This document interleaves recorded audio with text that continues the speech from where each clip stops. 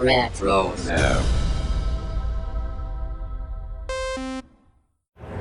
Hi, this is Emily Swallow, the Armorer in The Mandalorian. You're listening to Dennis and Jay on Podcast Stardust. This is the way.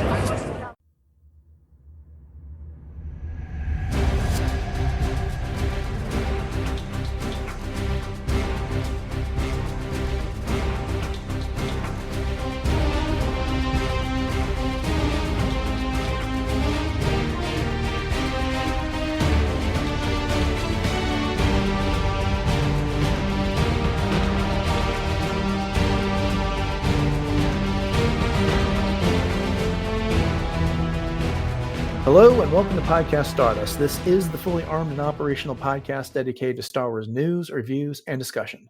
I'm Dennis Keithley. And I'm Jay Krebs.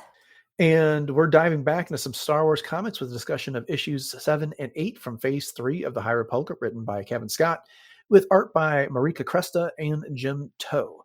But before we get into the comics, Jay, I want to remind everybody where we can be found on social media. My pleasure as always, Dennis. We are on Facebook, Instagram, and X at Podcast Stardust. Okay, the dish is aligned, the signal is boosted to maximum output, the shield is down. We are now broadcasting to the galaxy. So the last time we talked about the High Republic comic series by Cavan Scott was back in episode 756. We talked about issues 5 and 6 at that point. So if you want to get our in-depth conversation about those issues, you go back and check that out. This will be full spoiler, so if you're not up to date on the comics and you're planning on reading them, then maybe set this episode aside for another day. But brief recap: in those episodes, they occur on the planet Kindasorn in the Occlusion Zone. Keeve Trennis with Lourna Dee and some other Jedi in tow have disobeyed orders to return to Coruscant after that recall went out after Starlight Beacon was destroyed, and they are looking for Master Sskeer. They found him in some ruins on the planet of Kindasorn. He was protecting a child from a Jedi hunter, which is one of Boolan's children of the storm. This same child of the storm is able to assault the Jedi with manifestations of their fears. And this happened a number of times. They thought the Drinker was coming after them and other terrors. When things are at their worst, Tay Sarek, who we got to know in Phase 2 of the High Republic, emerges and helps him out. And the child turns out to have a few force powers of her own, which she kind of unleashes there at the end of issue 6. And the other thing to note is that Tay has the Sith artifact known as the Hand of Sybaris, which we also got to learn a little bit about in Phase 2. So that brings us up to the current time. And we'll take these issue by issue. Issue 7 starts with Sarek, one of the two bonded twins, basically moving to attack this child, which we come to find out is a member of the Yacombe species. Before he can do that, Sskeer intervenes because Sskeer's been protecting her this entire time. So didn't really know anything about the Yacombe other than what they tell us in this episode issue, which is that they come from a mysterious people once believed to be aligned with the dark side, and they seldom speak, but they all have some sort of latent force powers. And Sarek's in a rush to dispose of this kid because, again, the display of dark side energy. So what did you think of the kid? What we learned about the kid here? Well, it's a very interesting way to portray someone with force powers because, of course, children seem to be very innocent by nature. This one has this, purple robes on, and she's got half of her face covered. And she also has, one of those little jewels that's almost like a third eye kind of a thing. And it sets her up to be very mysterious looking, and she's got these violet eyes. And so just the fact that they don't really speak is also very unsettling because, speech is a way that people communicate to put each other at ease as well. So without words, sometimes you don't have that full, disclosure of like where this person is coming from. So very unsettling, especially as a child. I'm almost like, maybe Sarek's onto something here, that we shouldn't trust this kid, and that, not all is maybe what it seems. But, then again, she does seem very innocent, that she's just being very much taken advantage of in a lot of ways. And she's scared. I mean, what kid wouldn't lash out from being scared? And she even, is as Keeve points out, crazily enough, is being cradled in the arms of none other than Lourna Dee. So, Yeah. it's just a crazy turn of events throughout this whole thing. But what do Well, you and think? yeah, she kind of gets set off because there's a dead nameless there, that Yeah. they just defeated. And so there's that. No, I mean, we don't have enough to go by yet to really judge this kid. But I think the bigger thing is that Sarah's violent reaction to all of this. And I think it's starting to demonstrate he's kind of an example of the stress that the Jedi are under in this situation. They've got a Mhm. galaxy spanning war against the Nihil. They've got these creatures, the nameless, that have been coming after them. They had to deal with the Dringer threat. And I couldn't help but think about the Clone Wars when I was reading this part of the issue, because Keeve kind of puts Sarah in his place. It's like, wait a minute, you're attacking a child, and he's refuting. It's like, well, I've got a good reason. What she was able to do, Mhm. and again, it demonstrates the stress. And the Jedi, we know this from the Clone Wars, they're not meant to be soldiers. Right. Now, the difference here, of course, is that the Nile, with things like the Nameless, are deliberately targeting the Jedi. It's not just a war against the Republic. It is, Marcia and Rose got it out for the Jedi themselves. So their involvement can be a little bit more understandable in this case. But have you thought about this at all? Because I was just thinking about this for the first time today, that this is at least the second time, the third, if you count what happened in phase 2 of the High Republic, in Yoda's life, where the Jedi have gotten drawn into some big conflict where they're not supposed to be soldiers. But again, even at the time of the Clone Wars, he kind of like, we saw it in one of the previous episodes of the Clone Wars we discussed. I think it might have been 10, at the end of that one, the Lair Grievous episode, where he's kind of talking about how we can't let this war turn us into what we fear. Well, this is Yeah. like the third time we know of that he's seen it, and here's an instance Mhm. of it happening right again. Yeah, and the hard thing too is just the fact that because Yoda has permeated every era of Star Wars, is that it's really easy to point at him and say, "Oh, you should have known better. You should have known better." But realistically, yeah, he should have known better. Mm-hmm. It's given everything that's been going on, or at least maybe being written to an extent that he perhaps reacts a little bit differently than he does. He's very kind of just lets it ride in a lot of ways. Almost like, "Oh yeah, this is happening, but yet it's not happening. So we won't address this because we're going to address this instead." And so Yoda just seems to really pick and choose what kind of battles he wants to fight in that way. And Mm-hmm. yeah, it kind of makes you wonder, all right, Yoda, what's going on here? Like maybe Yoda really is like the ultimate Sith.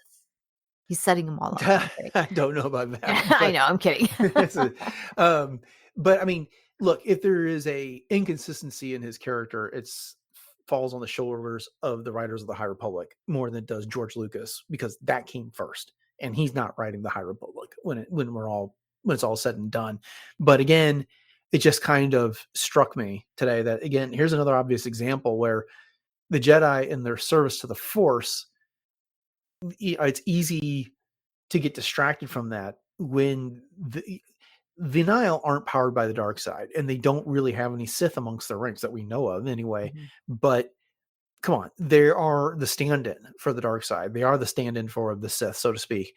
And confronted with that evil, the stress it puts on the Jedi really starts to develop some cracks in their foundation. Mhm. So, Mhm. anyways, It we truly could does. probably talk about that for an entire episode, and maybe we should at Oh, some point, yeah. Yeah. but expand it beyond this issue of the comic. But we got lots to talk about between these two issues, so let's move on. While they're having this fight, Master Gunro passes away, and this was, I think, one of the better demonstrations of foregoing attachment that have happened here, because Master Orbelin is points out, oh, he's passed. And when Tay comes to comfort him, it's like, I'm not grieving. I rejoice that he's one with the Force. I'm paraphrasing here. Mhm. And and that's what they do. They give him a funeral pyre and they move on. Right, right. Yeah, I agree with you. And at one point, I think it's I can't remember, maybe it was Orbelin said, "I don't even remember feeling him pass, like, I didn't even feel that happen in Mhm. the Force." But yeah, they were very matter of fact about it, but yet it was, "This is this is the way that it goes, and we're gonna rejoice for this and give him his proper send off and then move on." So, yeah, I mean, I think it helps us as a reader that Gunral's never been that major a character. true. When it comes down to it's like it was the For impact us, of him yeah, passing away was not the same as when we thought Sskeer died in phase exactly. 1, but Mhm. or Stellan Gios, as a matter of fact. Right. So, Yes. but then one of the things that Tay does is he helps Sskeer. He gives him a wrap that he puts around his arm. It's got an inscription, and it is the Balm of the Luminous. I love the fact that we got the Luminous in here, because it was Yes. originally Project Luminous. But the Mhm. inscription reads, "We call upon three, light, dark, and balance true. One is not greater than the others. Together they unite, restore, center, and renew. We walk into the light, acknowledge the dark, and find balance in ourselves because the force is strong." And the idea is that this is going to help Sskeer remain focused, deal with his Magrak syndrome as well. But that is and he Tay mentions that he got this from an old friend, and I think he means Mac Vildar or Vilar Mac Mhm. from Eldar phase Mac. 2. But what do you think about that? That's an interesting. It's not the Jedi code, for instance, but it's an interesting thing that the Jedi would have. Right. So I was thinking either Veldar Mac or even perhaps the temple at Jeddah, Hmm. because we know of Tay's past there. Because as you said, this Balm of the Luminous isn't exactly a Jedi thing, Hmm. but it's definitely more, the wills oriented. And because being a guardian of the wills, it makes more sense that this would be something that perhaps one of them would have used. So I'm almost wondering if that's where it came from. But I like it. I like the Yeah. idea that we're getting yet a different type of artifact, if you will, that ties into the Jedi as well as just the history in general of the healing, because it doesn't have anything to do with Bacta. Right. Because, of course, Bacta hasn't even been developed yet, really, at this point. They Mm. were looking through, trying to, when we get to the Light of the Jedi is when they were just starting to really figure out what the heck Bacta was and how to produce it. Yeah, and I think this is not intended as much to be a physical healing mechanism as it is a meditative thing that is to keep Sskeer centered on Mhm. this. I like your point about it being from, maybe the Guardians of the Wills on Jeddah because the Force is strong. Well, we've heard Jared Imwe say that Right. in Rogue One, and so that's a good point there. But I mean, the Jedi are all about balance, right? They always Mhm. talked about the balance, bringing balance to the Force. I don't think they necessarily thought about this. We walk into the light and acknowledge the dark. I wonder if the average Jedi what they would say about that. I mean, it makes sense to me and everything that we know about Star Wars, but especially at the time of the Clone War, the prequel trilogy about how disturbing the idea of the dark side was to those Jedi, what they would make of this. Mhm. And even in the original trilogy, I mean, even all those years later, when Yoda's training Luke and he talks to Luke, and Luke says, "Is the dark side stronger?" And right away, Yoda just puts the kibosh on that. And he's like, Right. "Oh, just quicker, more seductive it is." But, Hmm. it's that's kind of acknowledging it, but not really. This almost gives it, as you said, more of a holistic viewpoint, Yeah, as the trinity, if you will, of the different forces within the force. indeed. Okay, so they decide they gotta make camp, and Keeve takes first watch, and she gets assaulted psychically by the Child of the Storm. She experiences a vision of one of the Nameless coming up through the ground and husking Sskeer and everyone else, but she immediately recognizes this for what it is, a hallucination. And it turns out that the Nameless is Sitar, and it abducts the child. And Sskeer turns on Lourna at this point, and is furious with her that it's her job to look after the kid. And Lourna says like, well, that's all wonderful, but this allowed me to put a tracker on her, and so now we can find them. And Lorna then gives a speech to Keeve Trennis about, this crazy notion that she might have listened to someone that told her she could change and be better. And that's why she's been doing everything that she did. And kind of like, I don't want to necessarily call Keeve Trennis a hypocrite, but there she was earnestly pleading with Lourna not too long ago about, you could be better, or you could change, you could do all these wonderful things. And then when Lourna does it, Keeve Trennis doesn't get it. And Lorna's kind of calling her out on that. Mm-hmm. Yeah, I agree. And it's a kind of an interesting little twist on Lorna's personality for sure. I mean, from what we've seen, and she even says that to Lorna, you've killed all these people and you've done all these things, but yet, you can also be so good and so gentle. And yeah, and then Lorna's just like, all right, and now what? Like, come on, like throw me a bone here almost. And you're right. It's like Keeve is almost contradictory to all of that. And See, I felt for her. Yeah. And I'm wondering if something is going to happen, because I'm thinking back to Tempest Runner, the audio drama that Cavan Scott wrote. And when Lourna was a prisoner, the warden of that station invested all this time in trying to help her make a better version of herself. Mm-hmm. Only to find out in the end that, the warden had a terminal illness, and that, he was doing this for selfish reasons. It wasn't about her all along. And so, just when she was about to turn that corner and become the good person, it all came crashing down around her. And she kind of recommitted to her, all for one, all for me lifestyle, Right. in there. And so, and now she's making this, in this issue here, she's making these steps to try and be the better person. And it carries over to the next issue, which we're going to talk about in just a second.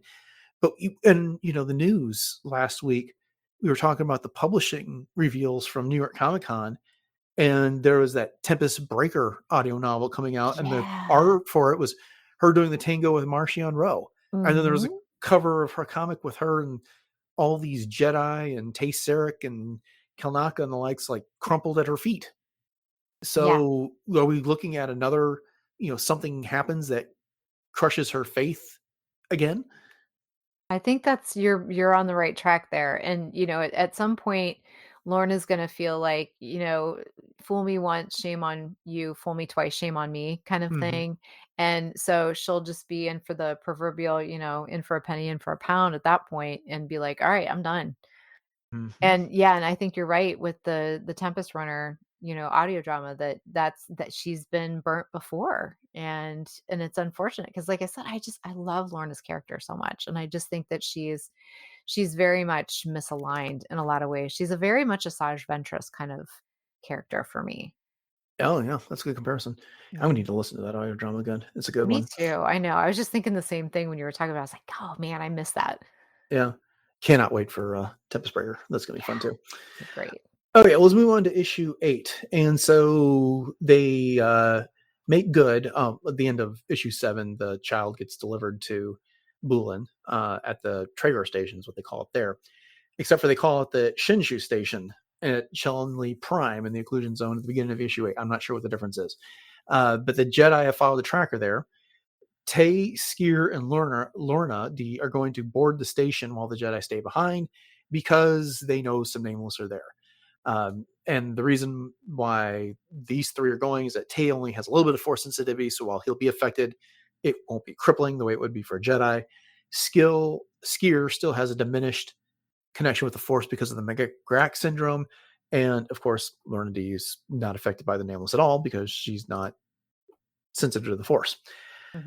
And I love it when they're just kind of talking about the plans, and those 3 are on the ship, and Keeve is saying, I can't remember what she said, but Tay's response is, "This isn't exactly my first Wrath Tar Derby." Thank you. I loved that. I was like, this ain't my first rodeo. Because I use that term that all the time when I'm talking to people. I'm like, yeah, this ain't my first rodeo, especially when I'm talking to my students. But that was such a great in-universe kind of a thing. And can we talk about Sskeer's entrance as he comes in and he's wearing all of his new Jedi robes and he's just like got all this confidence. He's like a new man. It's almost like a deodorant commercial. And he's just like, I'm here.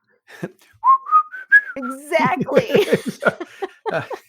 got some Old It's like, Spice. dude, making a presence here. He's like making his entrance. I'm on a ship.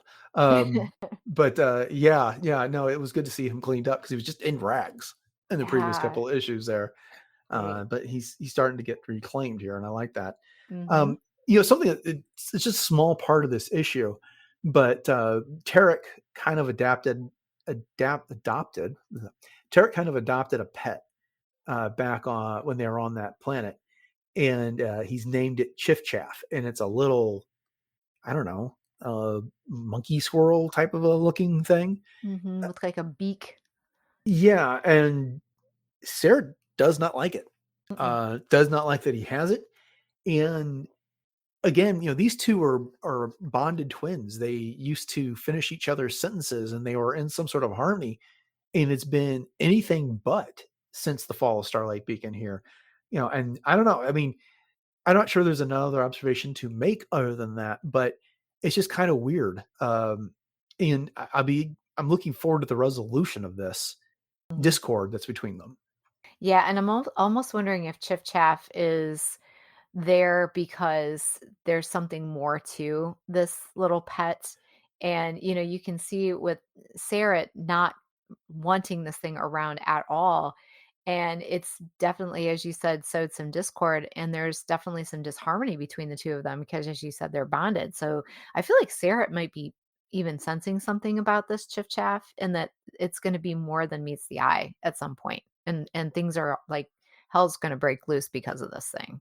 Yeah, I mean, possibly. I mean, I think there's also the notion that Tarek has got an attachment to it, and I Mhm. think Sarah is objecting to that. And The I think the attachment other part itself, is you that mean? what's that? Just the attachment itself, you mean? Yeah, Mhm. yeah. The Jedi aren't supposed to have attachment, and here, Right. Tarek's got a pet. Now, of course, we've seen Bel Zettifar and Ember there, but Tarek and Sarah don't share thoughts with Mhm. Bell, and so I can see why that wouldn't be as objectionable to Sarah as this would be. Um, Mhm. anyways, this is a detail I think worth keeping an eye on. I mean, this is it. That's all we see of it in this issue, and then that's the last of it. I'm sure it's going to come up again in the future. But when Lourna, Sskeer, and Tay get on the station, they immediately come across a dissected Nameless, which that was creepy as all get out. Oh, yeah. Yeah, just like bisected brain, and it was just all pulled apart in this big old floating, tank of whatever. hmm We get a brief discussion of how Boolan has been experimenting on Force users and has mutated them into his children of the storm, Mhm. of which Hatar is one of them. And then Tay pulls out Scoot, his little droid. Yay! Which was cool to see. I didn't realize he still had, but I Scoot was know. a I don't want to say a overstated, but he was a important part of Phase 2 He of was. the High Republic. I do think it's funny when later in this issue, Lorna's like, I just hope that droid whose name I already forgot I've can. already forgot. I know, I was gonna bring that up too. I mean, Lorna's got there's some really good one-liners in here, period. I mean, Tay had one, and then Lorna has a whole bunch of them too, and that was one of Yeah, them. Love it. I just love the chaos that Lorna Yes. injects into whatever story that she's in. But Scoot powers up some monitors, and they can see the kids in trouble. They're getting ready to do some sort of a procedure on her, ostensibly to turn her into another one of the Children of the Storm. And Sskeer nearly charges into battle, but that's when the dissected Nameless moves. Lorna shoots it and activates the alarm. So much for Mhm. stealth. And Lorna plays this off as like, oh, good, I prefer the Han Solo line. I prefer a straight up fight to all the sneaking around. This is Yes. what it comes down to. And then Hatar and some sort of an insect alien, whose name is Urkak, another child of the storm. I looked on Wikipedia; they didn't identify what species that was. Mm. I was thinking it was that same insect species that we just saw in season 3 of the Bad Batch when they teamed up with Finish Chan. They went down to that Oh, swamp planet, okay. Yep, yep. but That's a good I'm not call. positive it is. I couldn't Mhm. confirm that. You're right, though. It looks very familiar. Yeah. So while they're fighting those two, Hitar and Urkak kind of get the drop on them. Urkak has got Sskeer pinned down, and when they look for Lourna to help, she's gone. She snuck off to rescue the Yacombe child from Boolan. And Lourna introduces that element of chaos again by setting off a bomb on Yeah. the station. And right, She's very proud of herself too. yeah, again, I mean, it's just like, oh yeah, when I came on board, I started planting bombs all over the place because Yep. why not? That's what Lourna does. Perfect. Yeah. And then just as a Nameless is about to eat Lourna, Keeve shows up and cuts things head off. Yes. So I'm wondering when exactly this happened in relation to the Temptation of the Force novel, Mm. because it seems like there could Mhm. be a great consult between her, Avar Chris, Elzar Mann, and Buryaga about how to deal with the Nameless here. Yeah, absolutely. No, I think, yeah, yeah. I have to look that up because I'm not sure exactly where in the timeline as far as the exact point in time that this is supposed to be taking place. Right. But I will say that now that we are reading Tears of the Nameless, that Hmm. this I'm glad that we're doing this comic right now because there's some things in that novel that also help tie things together here too. That's all I'm gonna Ah, say. I haven't got that far. So Okay. interesting. I'll have to keep an eye out for that. Yeah. Yeah, and then this issue ends with Lorna basically telling Keeve, "Yeah, I planted a whole lot more bombs than just that one, so they got to get off the station fast." Yeah, Uh, yeah, time to go. yeah, Don't yeah. set a plate for us, we're leaving. So, what else about this issue stood out to you? Well, I think we pretty much nailed everything, but I liked the interaction between basically Lorna and everybody else, and just the fact that, like, when you were talking about her fighting this Nameless, in some ways, she was almost ready to just give it up and just protect the child, but then she was trying to fight, and then as soon as that head pops off, you can just see how surprised she was, and so Hmm. I think in some ways that did sort of revive her faith in Keeve just a little bit, if nothing else, because, of course, Keeve is gonna save her life regardless, because that's what Keeve's gonna do. But, I mean, there's also a part to that too where Lorna's feelings about loyalty are extremely important to her. And so I think that was a, kind of a good faith sort of a thing as well for her. Indeed, indeed. Yeah. Well, I haven't read ahead yet, but I've got issues 9 and 10 waiting for me, so I'm eager to read those and Nice. see where this goes. And then I know, we're moving on to yet another reset of the comics in 2025. So I think we're getting pretty close to the end. I haven't checked to see how many issues we've got in phase 3 here, but we're just about to the end of those. So yeah, let's Yeah. see what they do next. Well, are 9 and 10 out now? Oh yeah. Oh, okay. Yeah. Okay. Yeah, because I know we Uh, put this one on the back burner for a while, but I didn't know if those were out yet or not. So yeah, good. they're out and we'll get to them sometime Yeah, we should do those soon. soon. Yep, Yeah. But we've got a full schedule for next month. So I'm we not sure when do. we'll get to them, but we will. Yes, our cups are Okay. neck over. Yeah. All right. Well, thank you all for joining us for this episode of Podcast Stardust and our discussion of issues 7 and 8 from Phase 3 of the High Republic. We hope you've enjoyed it. And if so, then please consider subscribing to Podcast Stardust if you haven't done so. And then, like, rate, review, all those things as well. We are very appreciative for all of you who interact with us on your podcatchers of choice. I don't notice everything because I don't follow every podcatcher, but we do get comments from various platforms. And when I notice them, I do try and interact. So thank you all for that. But after you've done that, make sure you head over to retrozap.com, which is the home of Podcast Stardust and all previous 803 episodes that are in our catalog. And it is also home to several other great podcasts, including Agents of S.H.I.E.L.D. Case Files, Animaniacast, Brews and Blasters, Dork Lair, Dunecast, Enjoy Stuff, Love, Death, and Robots Plus, Superhero Suite, and Warp Trails. So, having said that, Jay, you want to remind everybody what our social media contacts are and where else we can found on the internet. Sure. We are very easily found on Instagram, Facebook, and sometimes X at Podcast Stardust. And we also maintain our Pinterest boards over on that app where you can find all kinds of fun Star Wars ideas for everything. And then we also have our two YouTube outlets. So we have our traditional YouTube as well as YouTube Music. So head over to both of those, like, subscribe, and share those out. And those also do support interaction and reviews as well. So We'd love to see it if you would be so kind.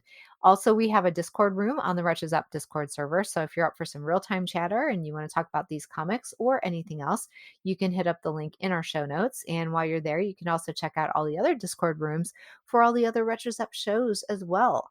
And then last but not least, we also have a TeePublic store where you can get one of 7 different show logo designs that are available to put on everything from t-shirts, coffee mugs, tote bags, wall hangings, all kinds of fun stuff. So once again, the link to that is in our show notes. And if you do happen to pick something up, please snap a picture and tag us on one of our social media outlets. And every purchase that you make does also help to support the show. All right. Yeah, I want to give everybody the latest on cosplay. Sure. So you can always catch me on my Instagram, which is at j.snipscosplay. Right now, just kind of in a little low phase, but I always have content up. So you can check out Ahsoka, the Fourth Sister, my 2 different versions of Hera, my original concept Mandalorian, as well as some other fun things. So I've got some events and other get-togethers and cons coming up here in November and December. So I'll be posting a lot more coming up. But until then, once again, you're more than welcome to check out J.Snips Cosplay on Instagram. Okay, upcoming on the show on Friday, as always, we end the week with a look at some recent Star Wars news. And then on Monday, we are resuming our Clone Wars rewatch series with a look at episode 14 from season 1. So make sure you join us for that. So thanks for listening to episode 804 Podcast Stardust, everyone. Have a great rest of your week. And until next time, may the Force